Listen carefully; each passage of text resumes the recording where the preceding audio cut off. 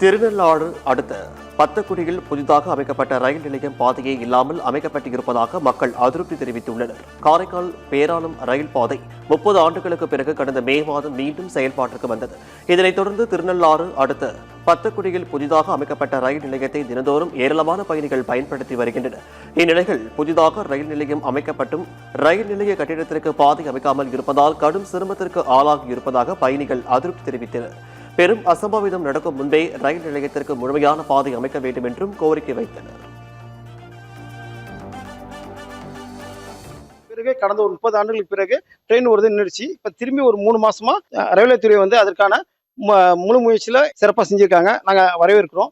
மேலும் பாத்தீங்கன்னா எங்களுக்கு பகுதியிலிருந்து போகக்கூடிய ரயில்வே ஸ்டேஷனுக்கு போகக்கூடிய பாதை சுத்தமா இல்ல.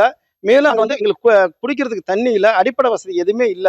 மேலும் பாத்தீங்கன்னா அந்த அருகாமையில வேளாண் கல்லூரி மாணவர்கள் வந்து செல்றப்ப ரொம்ப சிரமப்படுறாங்க. இருந்த போதிலும் அந்த பாதைகளை சரி பண்ணாதான் உண்டு. நேற்று வயசானவங்க ஒருத்தவங்க கீழே அடிபட்டு உடனடியாக ரயில்வே துறை உடனடியாக அதற்கான பணியை ஆரம்பிச்சு சீக்கிரமாக நடைபெறணும் இந்த நேரத்தில்